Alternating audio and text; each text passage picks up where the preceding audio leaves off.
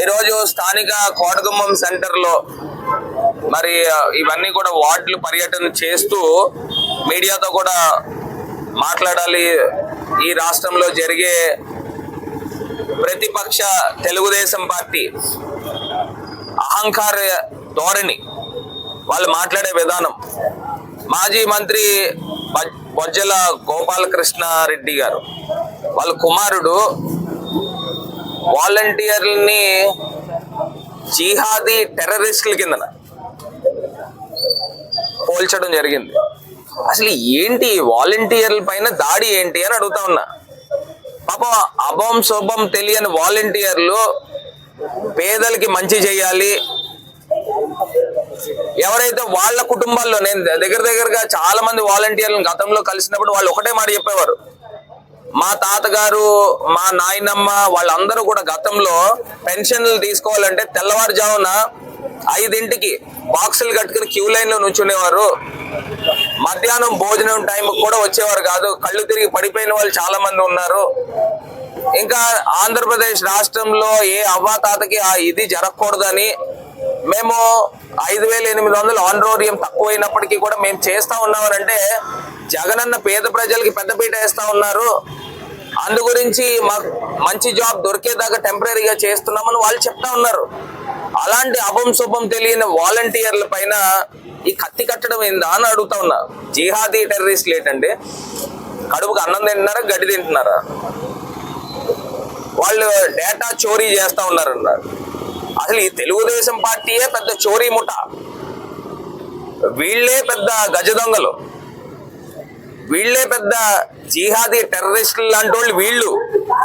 పాపం పిల్లల్ని పట్టుకుని ఈ రకంగా చేస్తా ఉన్నారు. రాజమండ్రిలో కూడా ఇంకా ప్రబుద్ధులు ఉన్నారు కొంతమంది, వాళ్ళు కూడా వాలంటీర్ల మీద తండ్రి కొడుకులు ఇద్దరు కూడా కత్తి కట్టే కార్యక్రమం చేశారు. ఒకళ్ళేమో తీసుకొచ్చి వాలంటీర్లని అంతు చూస్తానంటాడు, ఒకళ్ళేమో తీసుకొచ్చి వాలంటీర్లని పట్టుబట్టేస్తానంటాడు. అసలు ఏం మాట్లాడతాడు? ఇంకోటేమో పాపం నేను డోర్ టు డోర్ వెళ్లే దాంట్లో వాలంటీర్లని, జనరల్ గా అందరు ఓటర్స్ ని ఓట్లు అడిగిన టైంలో వీళ్ళని కూడా కలిస్తే దానిపైన ఏమో వాళ్ళని 22 మంది వాలంటీర్లని సస్పెండ్ చేసిన కార్యక్రమం. ఎంత బాధాకరం.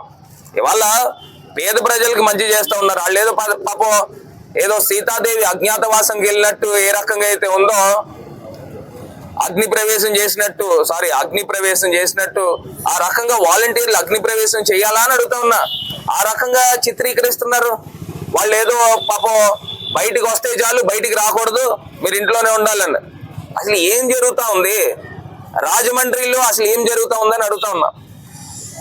ఇది కాకుండా ఈ చంద్రబాబు నాయుడు గారు ఆయన చెప్పిన అంశం ఏంటంటే, మొన్న ఏదో ఒక మీడియాలో మాట్లాడుతూ వాళ్ళ కార్యకర్తల మీటింగ్ లో ఇప్పుడు ఎన్డీఏ గవర్నమెంట్ లో బీజేపీతో పొత్తు తాత్కాలికం మాత్రమే అని చెప్తా ఉన్నాడు. అంటే తాత్కాలికం అంటే దానికి అర్థం ఏంటి అని అడుగుతా ఉన్నా. యూజ్ అండ్ త్రోవా? ఇదేమన్నా టిష్యూ పేపరా? మొత్తం అయిపోయి మూతి చెయ్య తుడిసేసుకోవడం, డస్ట్బిన్ లో పడేయడమా? ఏంటి తాత్కాలికం? తాత్కాలికం అంటే దానికి అర్థం ఏంటి? నేను గతంలో కూడా ఈ చంద్రబాబు నాయుడు గారు 25% కమిషన్ అంట, 25% commission Bharat pay rate card అంట, ఇది మొత్తం ఊరంతా పంచుతా ఉన్నారు. ఈ రకంగా ఊరంతా పంచుతా ఉన్నారు.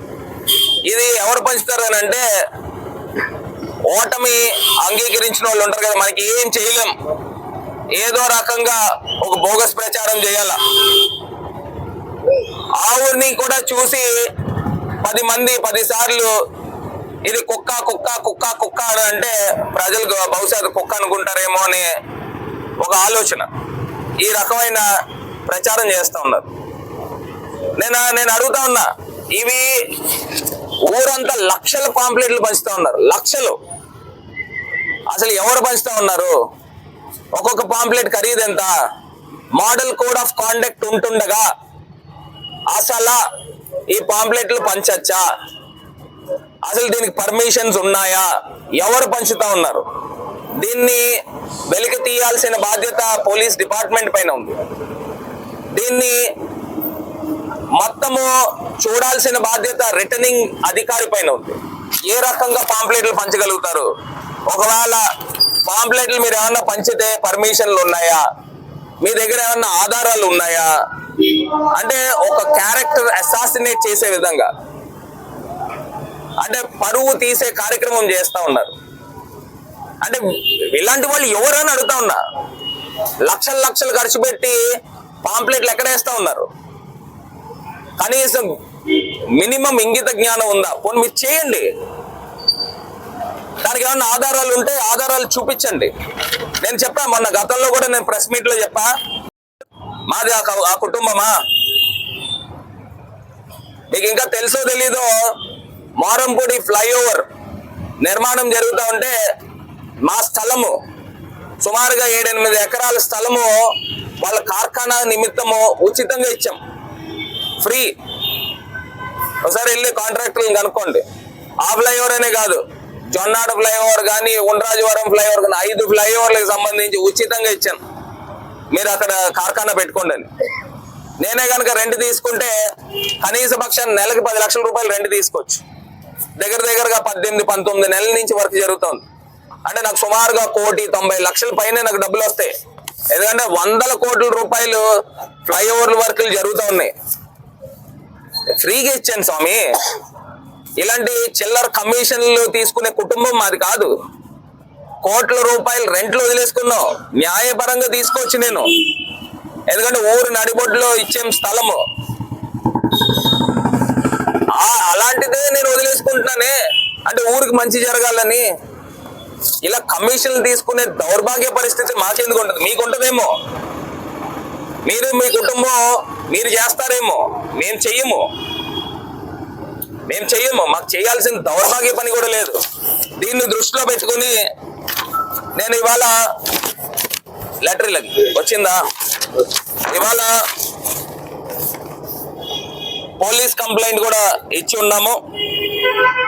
ఏదైతే ఈ ఆదిరెడ్డి వాసు అనే వ్యక్తి, శ్రీనివాస్ అనే వ్యక్తి, అప్పారావు గారు వాళ్ళ అబ్బాయి, సుమన్ టీవీలో ఈయన డైరెక్ట్ అలిగేషన్ చేశాడు నా పైన, 25% కమిషన్ అని అలిగేషన్ చేశాడు.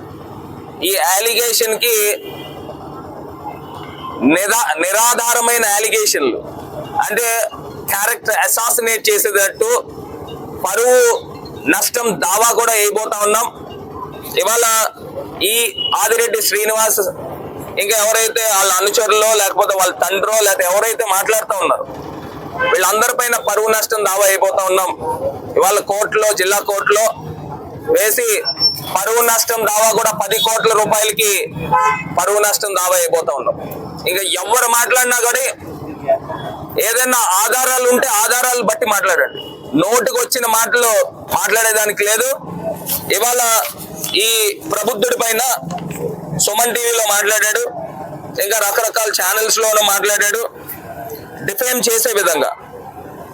ఏదైతే దీన్ని బేస్ చేసుకుని 25వ తారీఖున కొన్ని పేపర్స్ లో కూడా, ఏదో లోకల్ పేపర్ ఏదో ఉంది ఇండస్ విజన్ అని, దాంట్లో కూడా రావడం జరిగింది.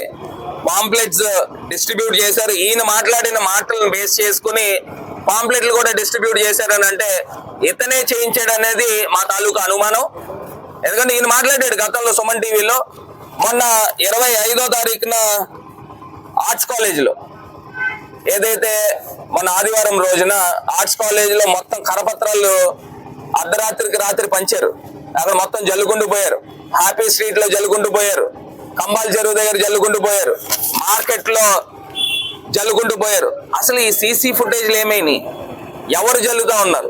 ఎవరు చేస్తా ఉన్నారు ఈ కార్యక్రమాలు? ఓటమి అంగీకరించవా? దమ్ము లేదా? సత్తా లేదా? మగతనం లేదా? ఆడపిల్లలాగా ఎదుర్కో, డైరెక్ట్ గా ఎదుర్కో. నేను డెవలప్మెంట్ చేశా. మీ సతీమణి ఏం డెవలప్మెంట్ చేశారు? పోనీ మీరు అధికారంలో లేరు, ఎమ్మెల్యే కింద ఉన్నారు. ప్రభుత్వం ఏవైతే వైఫల్యాలు ఉన్నాయో ప్రతిపక్షాన్ని యొక్క రోల్ చూపించాల్సిన రోల్ ఒకటైనా చూపించారా? నేను ఎంపీని, 7 నియోజకవర్గాలకి ఎంపీని. ఎవరైతే ఆదిరెడ్డి అప్పారావు గారు కోడలు ఉన్నారో ఆదిరెడ్డి భవానీ గారు ఎమ్మెల్యే కింద గెలిచారు. రాజమండ్రి ప్రజలకి ప్రభుత్వం చేసే ఏదైనా వైఫల్యాలు ఉంటే లేవని నేను అనుకుంటున్నాను. ఒకవేళ ఉంటే చూపించాల్సిన బాధ్యత ఆమె పైన కాదా అని అడుగుతా ఉన్నా. ఆమె ఏం చూపించారు? ఒకటైనా చూపించారా? ఎక్కడికైనా తిరిగారా? ప్రజలను నమ్మించి ఓట్లు వేయించుకున్నారు. ప్రజలకు ఏం చేశారని అడుగుతా ఉన్నా. సూటిగా ప్రశ్న అడుగుతా ఉన్నా. ఇది చాలా అన్యాయం. దొంగలు చాలా మంది ఉంటారు. వీళ్ళు ఏమన్నా అనాలంటే నేను ఆమెను ఉద్దేశించి మాట్లాడట్లా. మళ్ళీ చెప్తున్నా, ఆమె నాకు సోదరితో సమానం. ఆమెను ఉద్దేశించి మాట్లాడట్లే. ప్రజల్ని నమ్మించి మోసం చేసిన వాళ్ళని పొలిటికల్ థీఫ్స్ అంటారు. ఏమనంటారు? పొలిటికల్ థీఫ్స్ అంటారు. ప్రజలు నమ్మించి వాళ్ళ భవిష్యత్తు ఏం చేయాల, ప్రజల్ని మోసం చేశారు, నయ వంచన చేశారు. 2019 నుంచి 24 దాకా ఆదిరెడ్డి భవానీ గారు రాజమండ్రికి ఏం చేశారు? ప్రజల్ని నమ్మించి ఓట్లు వేయించుకున్న తర్వాత వాళ్ళ బాధ్యత నిర్వర్తించాలా లేదా అని అడుగుతున్నా. ఒకటే క్వశ్చన్. ఇవాళ తీసుకుని వచ్చి ఈ ప్రబుద్ధులు ఎక్కడెక్కడైతే డ్రైనేజీలు సరిగ్గా లేవు అక్కడికి వెళ్ళి ఫోటోలు దిగి అక్కడికి వచ్చి మాట్లాడుతున్నారు. ఈ 5 సంవత్సరాలు ఏం చేశారు? నిద్రపోయారా అని అడుగుతా ఉన్నా. 5 సంవత్సరాలు ఎమ్మెల్యే గారు వారి యొక్క బాధ్యత వహించారా అని అడుగుతా ఉన్నా. ఏం చేయలేదే. మరి రాజమండ్రి ప్రజల్ని మోసం చేసినట్టు కాదా? అదే రకంగా ఎవరైతే ఈ వ్యక్తి ఉన్నాడో ఆదిరెడ్డి శ్రీనివాస్ అనే వ్యక్తి ఏదైతే నన్ను డిఫమేటరీ అలిగేషన్స్ చేశాడో ఆ వ్యక్తి పైన I'm urging the authorities to take immediate action on Adireddy Srinivas in accordance with IPC section 500 for defamation. Section 500 ప్రకారంగా డిఫేమేషన్ చేయాలని పోలీస్ అధికారులకు కూడా మేము లెటర్ పెట్టాము. అదే విధంగా ఇవాళ జిల్లా కోర్టులో కూడా సూట్ ఫైల్ చేస్తా ఉన్నాము. 10 కోట్ల రూపాయలకి సూట్ ఫైల్ చేస్తా ఉన్నాము. మీరు ఏదైతే 25% అని డైరెక్ట్ గా డెలిబరేట్ గా సుమన్ టీవీలో మీరు మాట్లాడిన అంశం ఉందో దాన్ని బేస్ చేసుకుని ఇవాళ పాంప్లెట్లు వచ్చేయని మా తాలూకా అభియోగము. సో ఖచ్చితంగా పోలీస్ డిపార్ట్మెంట్ కూడా వారి యొక్క బాధ్యత నిర్వర్తించాల్సిన బాధ్యత వాళ్ళపైన ఉంది. నేను ఒక స్థానిక మెంబర్ ఆఫ్ పార్లమెంట్ ని, ఇక్కడ నేను మెంబర్ ఆఫ్ పార్లమెంట్, ఒక మెంబర్ ఆఫ్ పార్లమెంట్ యొక్క క్యారెక్టర్ అసాసినేట్ చేస్తే ఇలా కరపత్రాలు తీసుకొచ్చి వెచ్చలవిడిగా పంచే కార్యక్రమం చేస్తే 100% ఇట్స్ ఎ డిఫేమేటరీ ఫర్ మీ. అసలు ఎవరండి వీళ్ళంతా? ఎవరు? ఎక్కడి నుంచి వచ్చారు? ఇవాళ మా తాతగారు మున్సిపల్ కమిషనర్ కింద ఉన్నప్పుడు ఈ మెయిన్ రోడ్డు సందు కింద ఉండేది, దాన్ని వెడల్పు చేశాం. మా తాతగారు మున్సిపల్ కమిషనర్ కింద ఉన్నప్పుడు ఆనం కళా కేంద్రం కట్టించాం మా తాతగారు. ఇంకా రకరకాల ఊర్లో త్యాగరాజ్ కళ్యాణ మండపం కానివ్వండి, రౌత్ తాతాల్ కళ్యాణ మండపం కానివ్వండి, ఇవాళ మేము చెప్పుకోవడానికి ఇన్ని ఉన్నాయి. నేను వచ్చిన తర్వాత ఎంపీ కింద మోరంపూడి ఫ్లైఓవర్, ఈఎస్ఐ హాస్పిటల్ 100 కోట్లతో మేము సాధించాం. ఇవాళ నేను చెప్పడానికి దివాన్ చెరువు దగ్గర నుంచి అనకాపల్లి దాకా 6 లైన్ హైవే, అది ప్రపోజల్స్ లో ఉన్నాయి, శాంక్షన్ కి వస్తా ఉన్నాయి. Green field national highway parliament లో నేను మాట్లాడా. ఇవాళ కంబాల్ చెరువు, ఈట్ స్ట్రీట్, హ్యాపీ స్ట్రీట్, ఇదే ఓపెన్ ఎయిర్ యాంఫీ థియేటర్. అసలు మన బతుకులకి మన జీవితాలకి ఎప్పుడైనా ఒకటైనా చేసింది ఏమన్నా దాఖలాలు ఉన్నాయా అని అడుగుతా ఉన్నా. 16 సంవత్సరాలు ఇదేమన్నా ఫ్యామిలీ ప్యాకేజా? లేకపోతే ఇదేమన్నా మీదేమన్నా రాచరికమా? ఇదేమన్నా 16 సంవత్సరాలు మీరు చేసి ఊరికి ఏం చేశారు నాయన? ఏమంటే అప్పారావు గారు ఏం చేశారండి ఊరికి? ఒకటేం చేశారా? చెప్పడానికి ఏదైనా ఉందా? ఆ రోజుల్లో ఏసీవీ రెడ్డి గారి పేరు చెప్తే కొన్ని గుర్తొస్తాయి. పోనీ మీ పార్టీలో ఉన్న బుచ్చయ్య చౌదరి గారి పేరు చెప్తే కొన్ని గుర్తొస్తాయి. పోనీ శివలింగం ఇవన్నీ ఆయన చేశారు అనుకోండి. ఇంకా ఎవరైనా రౌతు సూర్యప్రకాశరావు గారి పేరు చెప్తే ఆ బాంబే హౌసెస్ ఆవులో గుర్తొస్తాయి. మరి మీ కుటుంబం పేరు చెప్తే చిట్లు వ్యాపారం తప్పితే, అక్రమ వడ్డీలు తప్పితే ఒకటైనా గుర్తొస్తుందా అని అడుగుతా ఉన్నా. ఇవాళ నా పేరు చెప్తే ఇవాళ ఇన్ని డెవలప్మెంట్ నేను చెప్పా. నాది ఒక్క మోరంపూడి ఫ్లైఓవర్ చాలు మీ జీవితాలు అన్నిటికి. ఇవాళ నేను ఒకటే చెప్తున్నాను, ఈయన్ని అక్రమంగా అరెస్ట్ చేశారని చెప్తా ఉన్నాడు.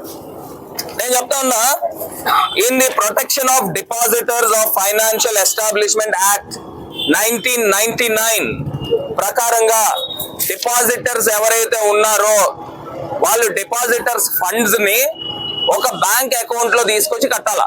ఈయన ఎక్కడ కట్టాడండి? ఒకవేళ ఎవరైనా డిపాజిటర్స్ డిఫాల్ట్ అయిన వాళ్ళు ఉంటే వాళ్ళకి బ్యాంక్ లో డిపాజిట్ చేసి దానికి ఇన్సూరెన్స్ కూడా చేపియాల. ఈయన డిపాజిటర్స్ డబ్బులన్నీ కూడా ఈయన తీసుకుని ఈయన వాడేసుకుని దారి మళ్లించుకుని చేసిన దాన్ని అక్రమమైన అరెస్ట్ అని ఏ రకంగా అలిగేషన్ చేస్తావు నాయన? వ్యాపారాల్లో ఇన్ని లుసుకులు పెట్టుకుని అక్రమంగా వడ్డీలు వసూలు చేసుకుని చేసే కార్యక్రమాలు నువ్వు చేసావు. దాని మీద నిన్ను అరెస్ట్ చేశారు. నిన్ను ఎవరైతే ఆదిరెడ్డి అప్పారావు గారు ఉన్నారో వాళ్ళ అబ్బాయి నేను ఇద్దరిని కలిపి వాళ్ళు అక్రమమైన అరెస్ట్ అంట. మొత్తం జలగల్లాగా రాజమండ్రి ప్రజలందరినీ కూడా పట్టుకు పీడించి ఇవాళ మాట్లాడుతూ ఉన్నావా?